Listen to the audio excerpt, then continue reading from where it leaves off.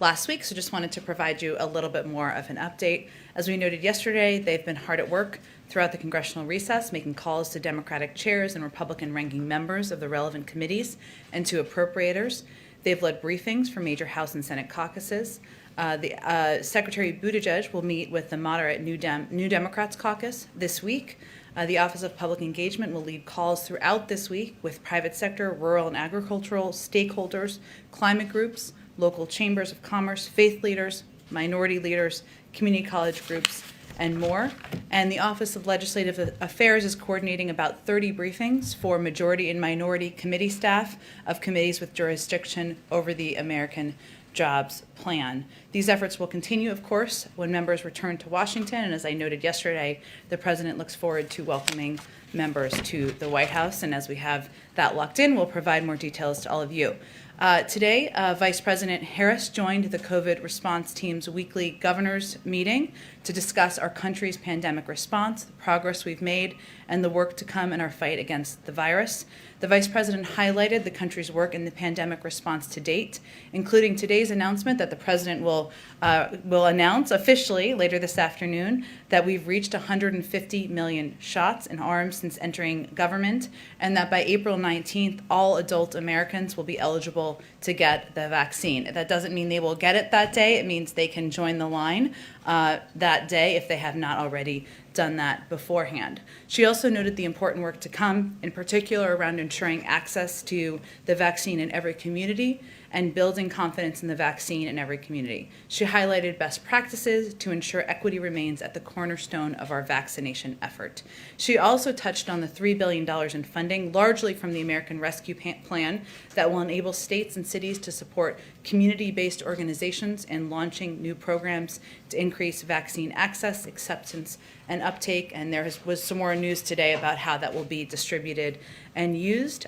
She's also in Chicago today focusing on vaccine equity. In Chicago alone, the CDC will invest $33 million to support efforts to increase vaccine distribution and access with a specific focus on communities of color. Also today, in his weekly update, it's a part of the same call, I should say for clarity, COVID response coordinator Jeff Zients announced there will be more than 28 million doses across channels this week. Cumulatively, over the past 3 weeks, we will have sent out nearly 90 million doses of the vaccine.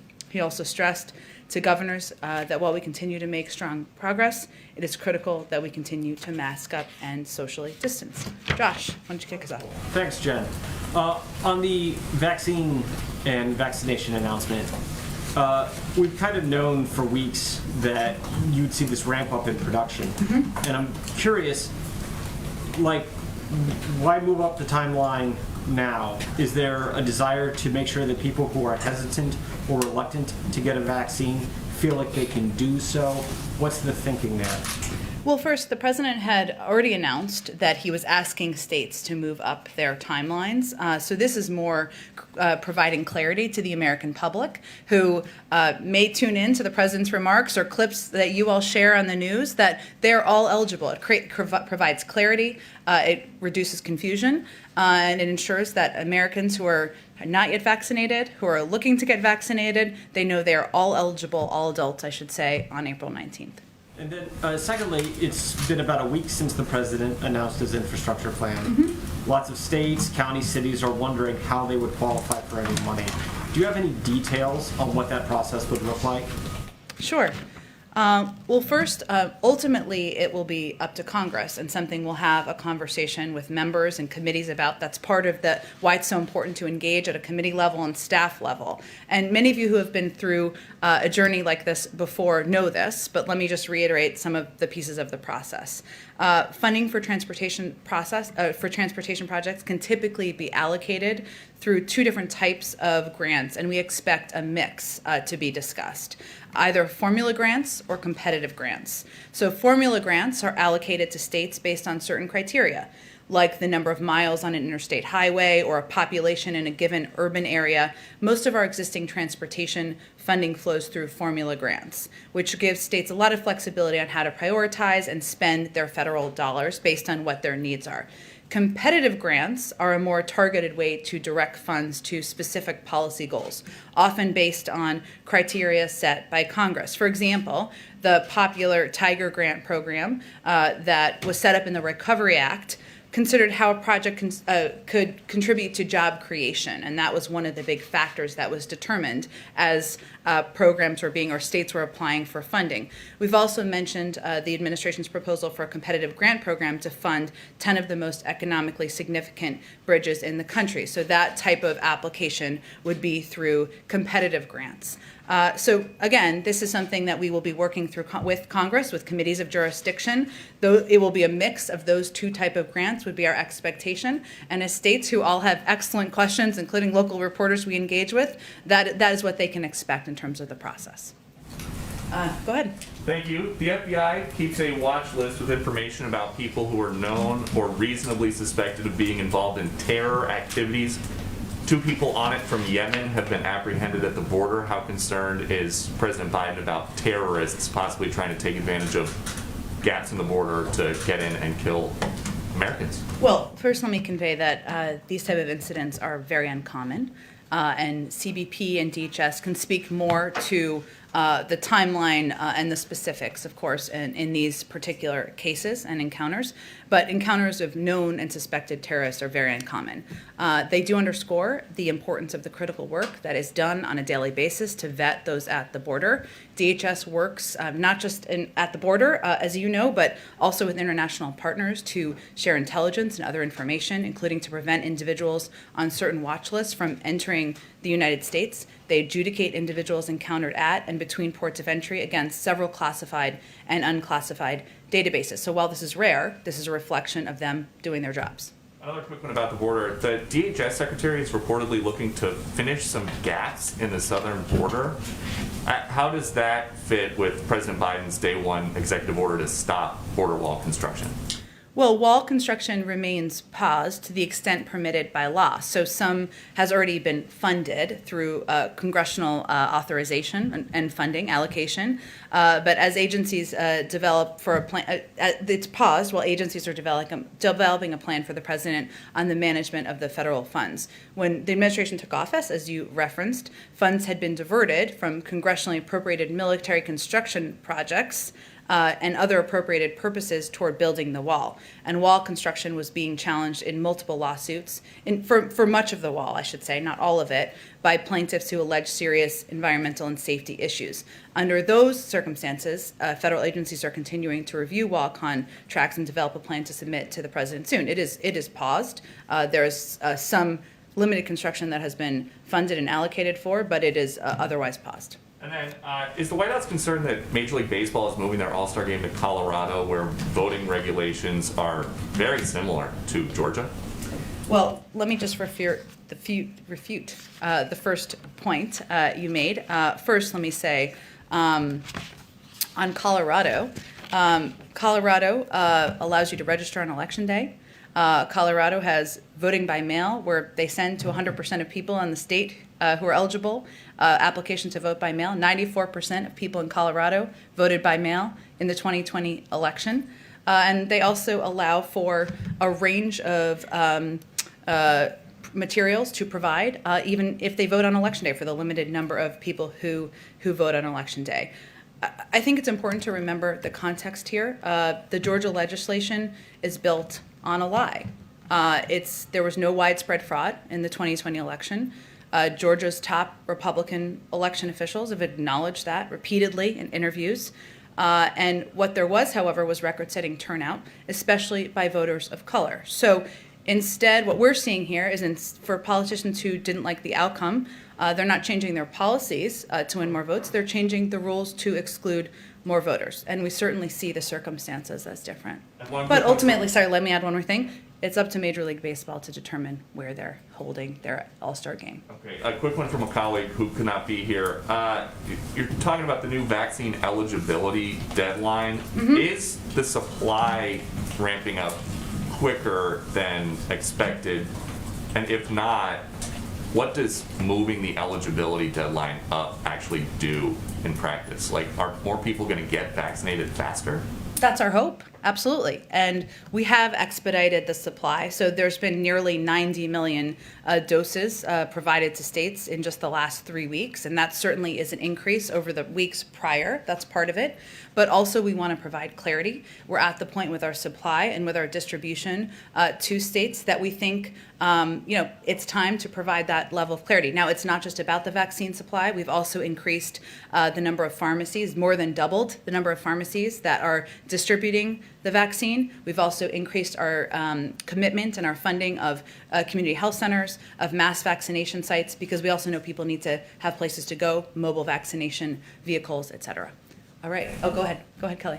On the vaccines, is this about leading governors to move more quickly, or is this about reacting to what governors have already done? Because most states had already moved their eligibility. It sort of seems like the president is now affirming a date that for many people was already the real And he had called for them to move this date forward a couple of weeks ago. So he had also called for the date to move forward from May 1st as well. So he is certainly confirming for the public that everyone is eligible around the country. That is a great deal of clarity. They don't have to go to their local state website and see when they're eligible. They know that they are eligible on April 19th. Every American out there who is not vaccinated. This is also part of the effort here, and part of what he'll be conveying later today is to communicate to seniors and people who have seniors in their community, maybe members of their family.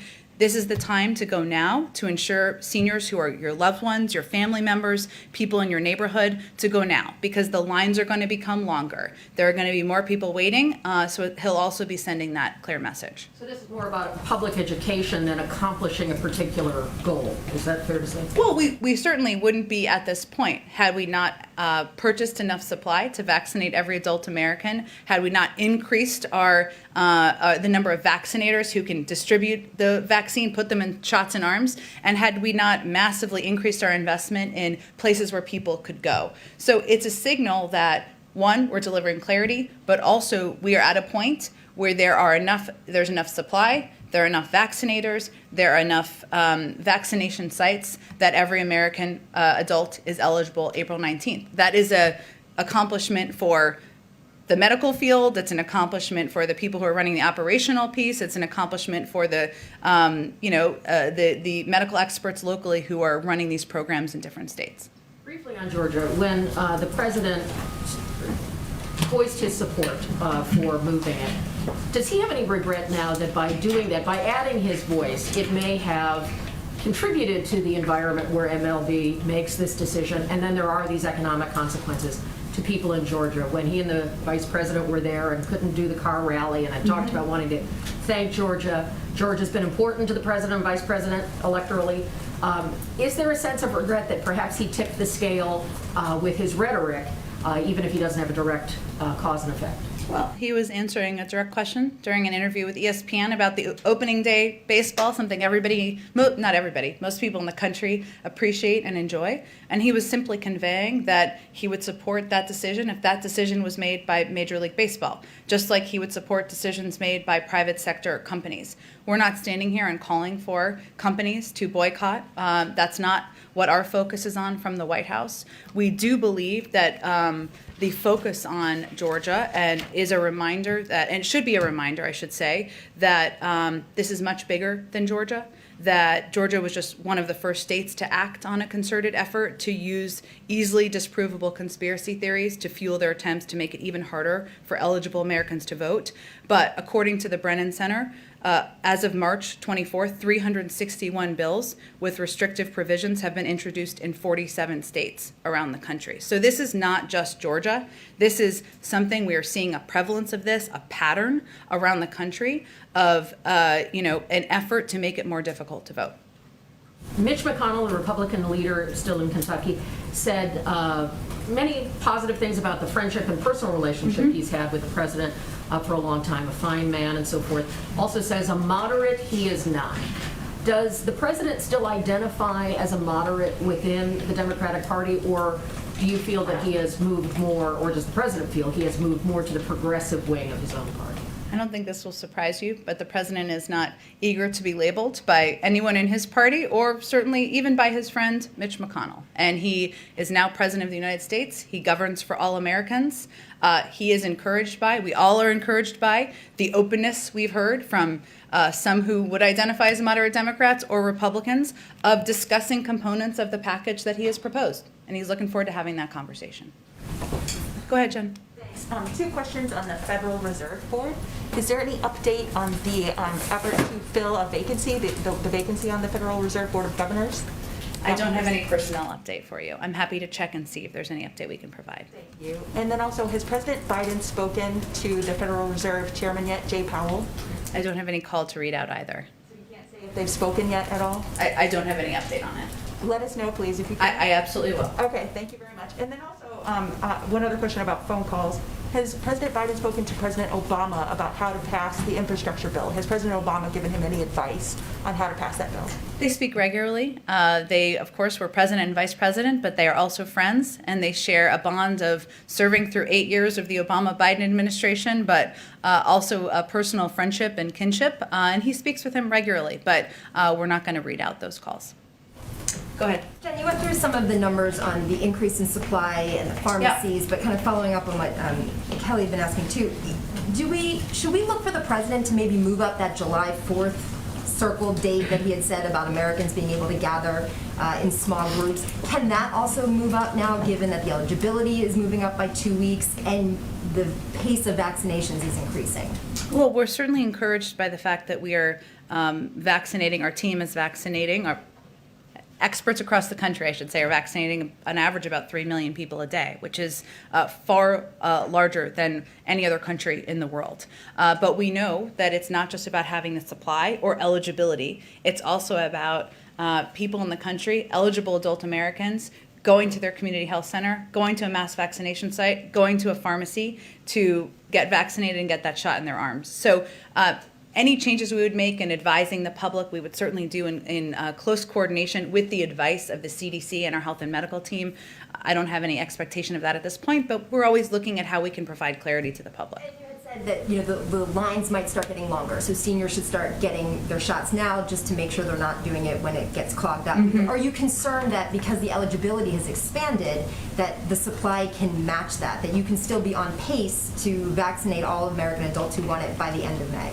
We will have enough supply by the end of May, and we certainly remain confident that we will continue to be able to provide the supply that states need to vaccinate people in their states, and we'll continue to provide supply also independently to the pharmacies, which is a program that has started out as a pilot and has been incredibly successful. So we are confident in what the path looks like ahead, but we also constantly contingency plan. We know things happen. Trucks break down. There are issues in manufacturing sites, as we saw just last week. And we are constantly contingency planning about steps we need to take to ensure we have adequate supply out through all of our programs. The president continues to urge Americans to be vigilant. We expect he'll do that today in his remarks. But over the weekend, we saw Americans traveling for the holiday weekend. We saw a totally packed baseball stadium in Texas yesterday. Basically, there are Americans across the country who are doing exactly what the president is telling them not to do. Is the message,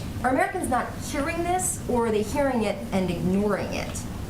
You know, I think the president recognizes that this has been a long and difficult journey for the American public. The country has been shut down in one form or another for more than a year now, and people have missed birthday parties, weddings, baseball games, going out to restaurants. It is difficult, it is hard, and what he's asking people to do is to sacrifice a little bit longer. And he will continue to make that case and make that argument. Now, while we saw the baseball game, as you noted, and other events over the weekend, and we certainly anticipate as the weather gets warmer, there will be a temptation. We've also seen communities where local mayors, businesses have conveyed to their communities that we need to hang together, we need to remain vigilant, we need to wear masks, and we will get through this together. So we are hopeful that that's exactly what the majority of communities in this country will do. Go ahead. Thank you. Couple of clarifying questions just on the vaccine stuff. One, does this change the date at all by which there is an expectation everybody is vaccinated? I mean, does that move up? Does the administration sort of have a date where they expect everybody to be vaccinated? Well, getting to a point where the majority of the American public is vaccinated is about more than supply. So what this announcement is conveying is we are at a point with the supply we have available, the number of vaccines, vaccination sites, vaccinators, where we believe everybody in the country should be eligible, can get in line by April 19th. Many people will have been in line or will even be vaccinated, as we've seen by the numbers before then. But it is going to take the American people going, masking up, socially distancing, and going and getting vaccinated. We're going to make that as easy as possible, but there are roles that we can play, and then there are roles that the public have to play. My question is, once they get in line on the 19th, by the 19th, how long that line ultimately may be?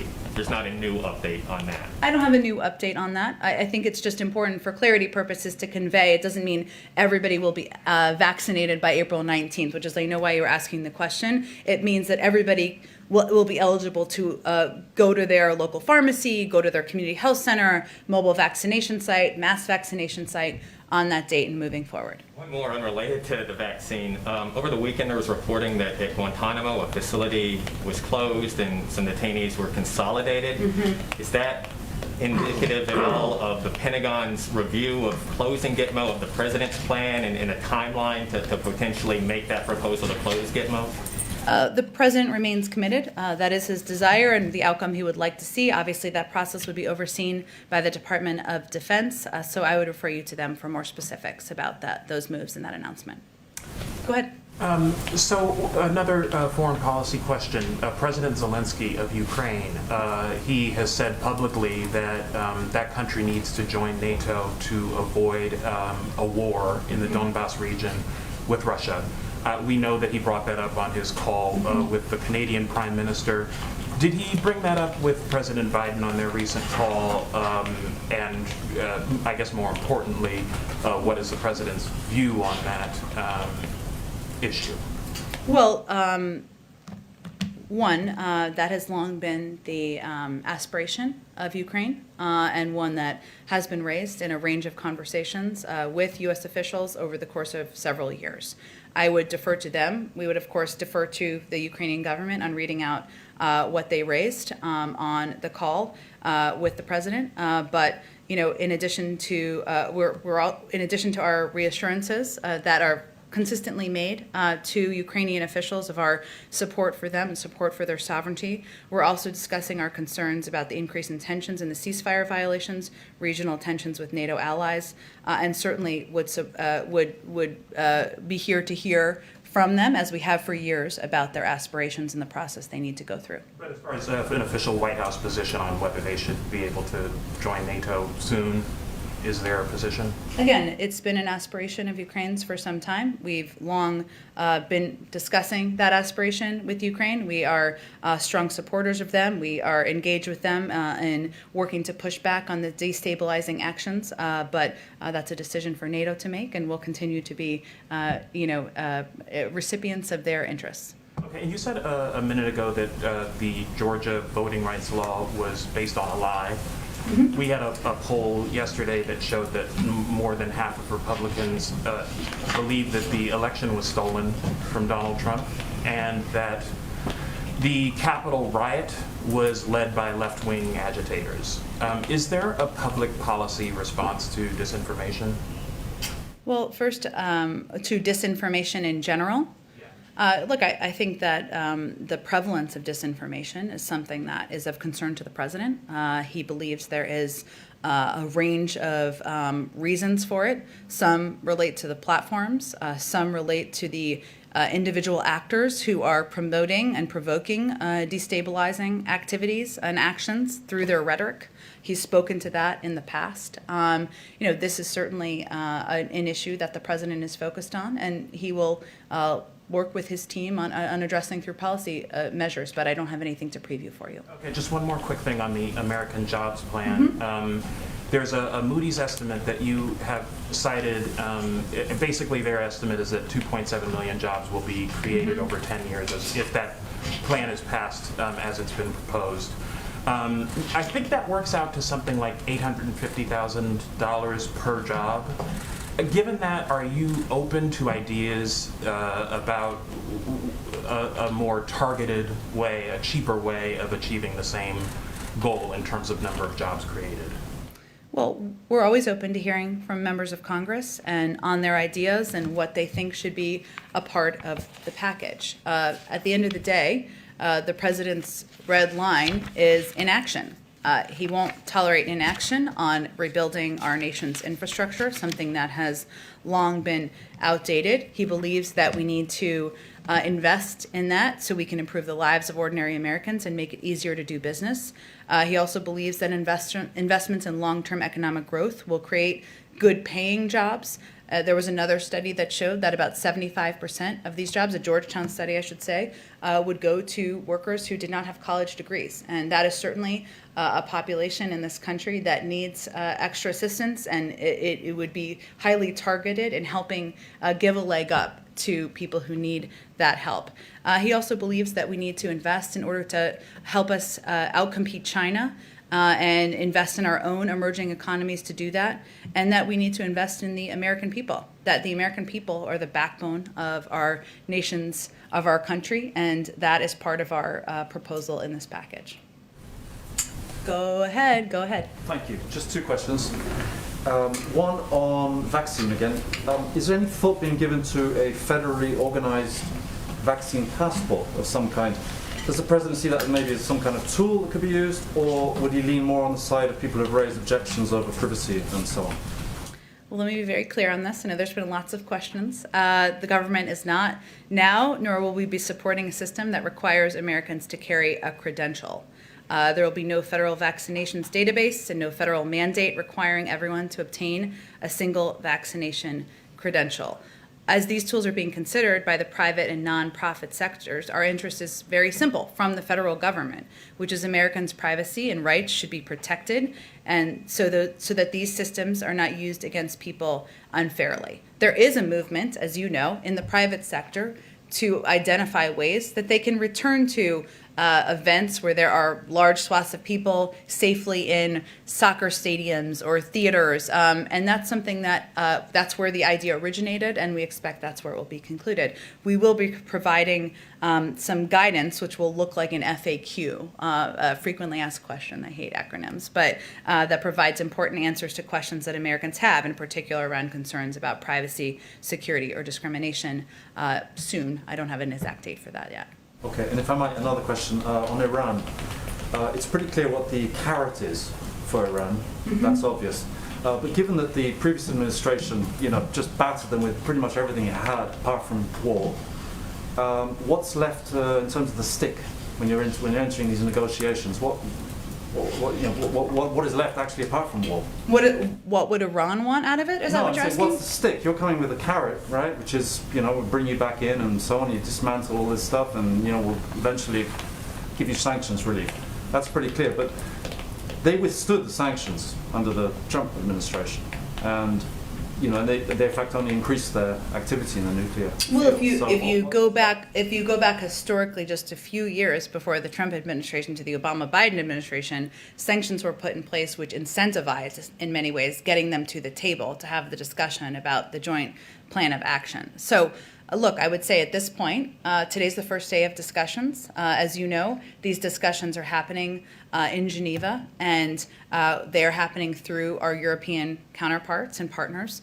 We expect them to have difficult portions. We expect this to be a long process, and we, continue to believe that a diplomatic path is the right path forward, and there are benefits to all sides. When the Trump administration pulled out of the joint plan of action, what they left us with is a far decreased visibility of Iran's nuclear capability, of inspections at their sites, of an understanding of how close they were to acquiring a nuclear weapon. That's not in anyone's interest, certainly not the American people. Go ahead. Jen, Senator Schumer's office said last night that the Senate parliamentarian had ruled in favor of additional reconciliation bills. I wondered if the administration had any view on that ruling. And in light of this ruling, is this the likely path that the president will take with the Senate in terms of getting this infrastructure bill across the finish line? Well, the president continues to believe, less than a week after he announced the plan, I'll say, that there's a bipartisan path forward. And we are encouraged, not just by 80% of the public that believes that it is long overdue to invest in infrastructure, that not just roads, rails, and bridges, but there is a way we should, a role the federal government can play in rebuilding the infrastructure of our economy and helping support American workers for the 21st century. This is a mechanism, as you know, reconciliation is a mechanism for passing budgetary bills in Congress.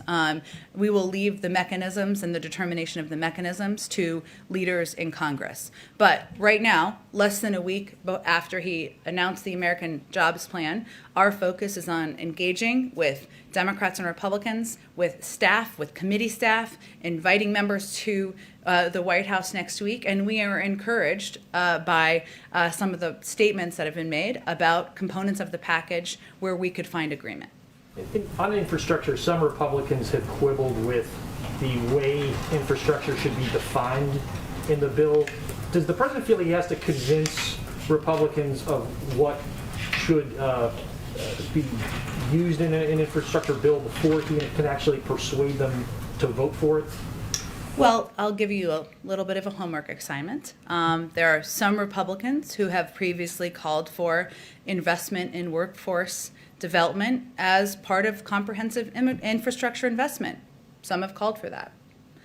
Some have previously called for investing in broadband and the expansion of broadband as a means of expanding infrastructure. Some even have reference to replacing pipes as a means of infrastructure. So I would suggest that many of their constituents would be surprised to hear that those are not infrastructure projects, and I'm sure with a little Googling, you can all figure out who those all are.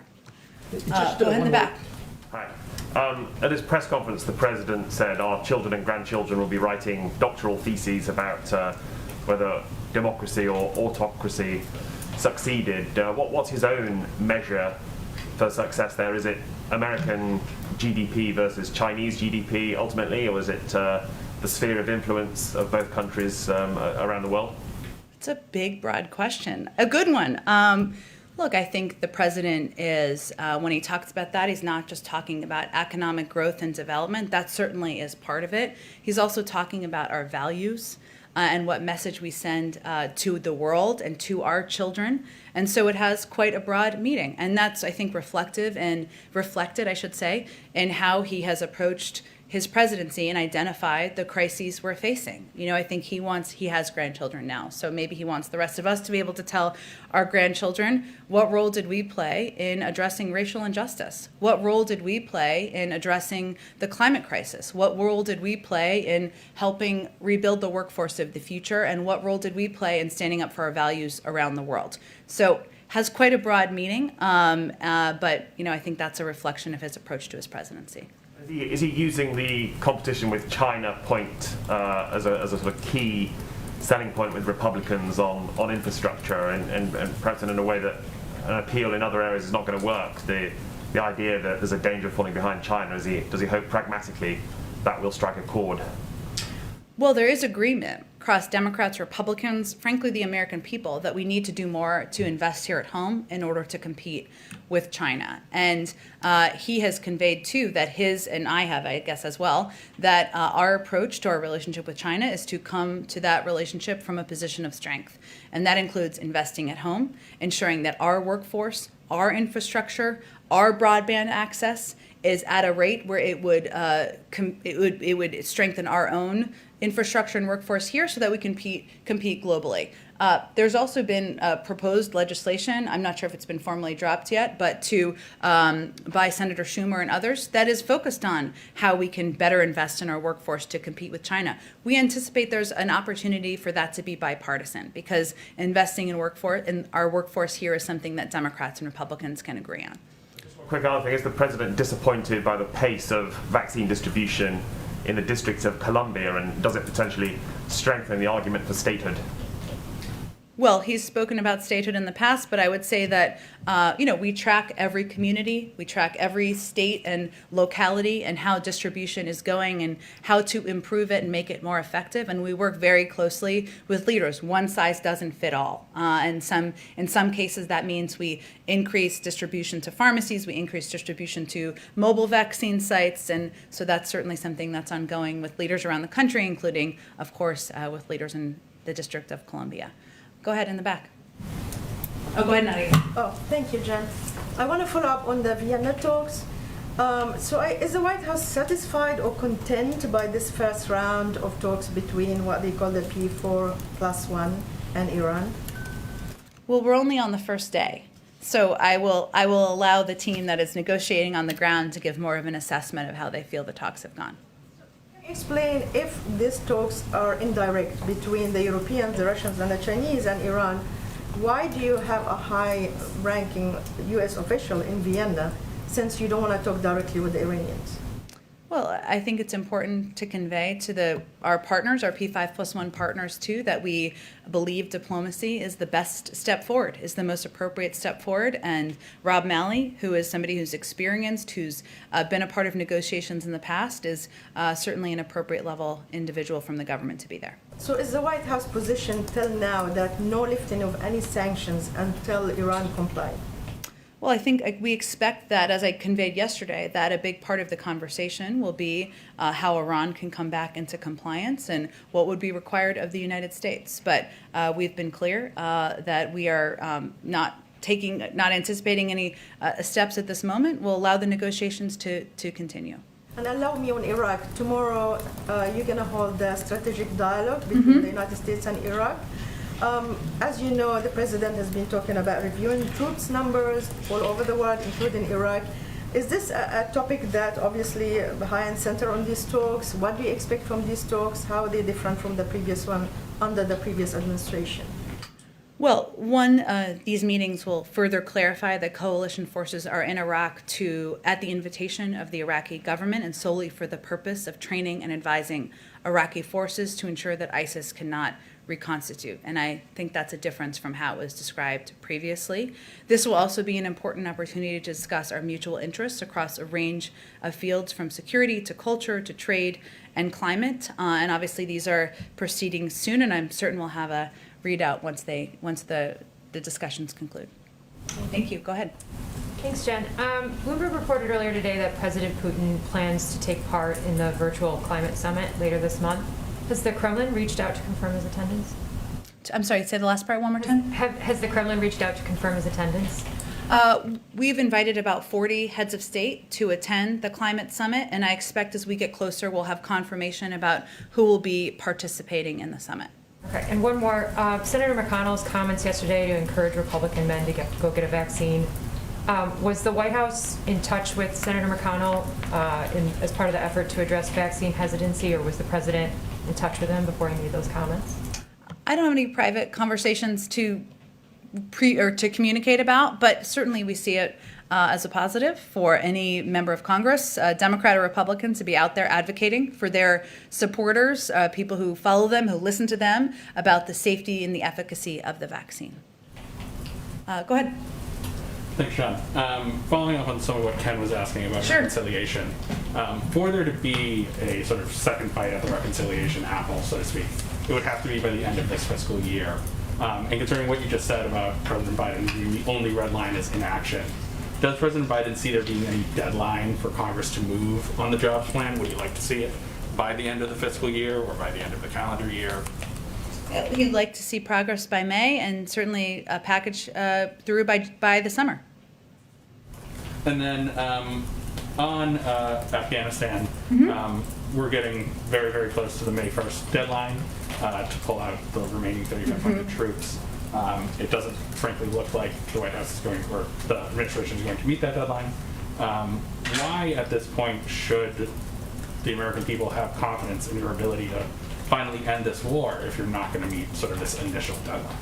Well, first, it wasn't a deadline we set, but this president, has conveyed that it would be difficult operationally to meet the timeline of getting all troops out by May 1st. He has also consistently, over the course of the last decade, spoken out about his concerns about the war, and that has consistently been his view, even back when he was vice president and it wasn't aligned with everybody else in the administration. So that should hopefully give people confidence about his commitments. But it's also an important decision, one he needs to make in close consultation with our allies and also with our national security team here in this administration, and we want to give him the time to do that. Go ahead in the back. Good afternoon. What does the president, who we know is Catholic, say to Catholic doctors, Catholic institutions who are fearful that if the Equality Act passes, it has the potential to trample on their conscience rights? What does the president say to those people who are concerned about that? He has a difference of opinion, and he respects their difference of opinion, but he has been a supporter of the Equality Act, and he also is a practicing Catholic and attends church nearly every week. Go ahead, Kelly. Oh, go ahead. Yeah. Separate question here. Chicago saw 131 homicides through March of this year. Last year, this time, 98. The White House's reaction to that number, and then is there anything the federal government is planning or willing to do to step into the city of Chicago and tamp down the deadly violence? Just recently, a 13-year-old boy was shot and killed there. Well, I appreciate you raising the fact that there's a prevalence of violence, sometimes at the hands of guns, something the president has fought for throughout his career, which is ensuring that we put in place more gun safety measures. We work with communities to invest in community violence prevention. He's actually proposed funding to do exactly that, something that many groups support because they believe in order to reduce violence, in order to address the prevalence of violence in communities like some in Chicago, that we need to spend the money from the federal government to do exactly that. Can the federal government put any resources right now, immediately, rather than waiting for laws and waiting for community events or what have you to take place? People are dying on the streets by the day. I appreciate you raising it because one thing we don't talk about enough is the fact that beyond mass shootings, there are additional people who die in cities, sometimes young kids, nearly every single day as a result of violence. He has proposed funding. We would support acting on that, and that's what we'll continue to advocate for. I think we got to move on. Go ahead, Kelly. Is the administration looking at how you're going to talk about the number of jobs created from the infrastructure package? Because citing the Moody's numbers from Secretary Buttigieg and Brian Deese talking about 19 million, when that was really talking about a much longer time frame. So since you aren't giving us administration-centered numbers, how can you add some clarity to where the numbers for jobs should be if the Secretary and Mr. Deese overshot in their comments? Well, I think as the Secretary said in an interview yesterday, it is important to be clear and to be specific about jobs numbers to provide clarity to the American people. And it'll be hard to have state-by-state. We'll have state-by-state fact sheets out soon, I think, but it'll be hard to have state-by-state job creation numbers because we won't know the specifics because of all of the bidding processes that will take place as it relates to infrastructure. But Moody's ran an analysis that showed that the economy would create 19 million jobs over the next decade if Congress passes the American Jobs Plan, almost 3 million more than if it doesn't. So that is what the impact would be of the American Jobs Plan, 2.7 million to be totally clear. These are millions of jobs that won't be created if Congress doesn't act to pass this plan. We see that as a positive, but we also will be very clear and articulate exactly what numbers of jobs it will create. Thanks, Jim. Thank you, everyone.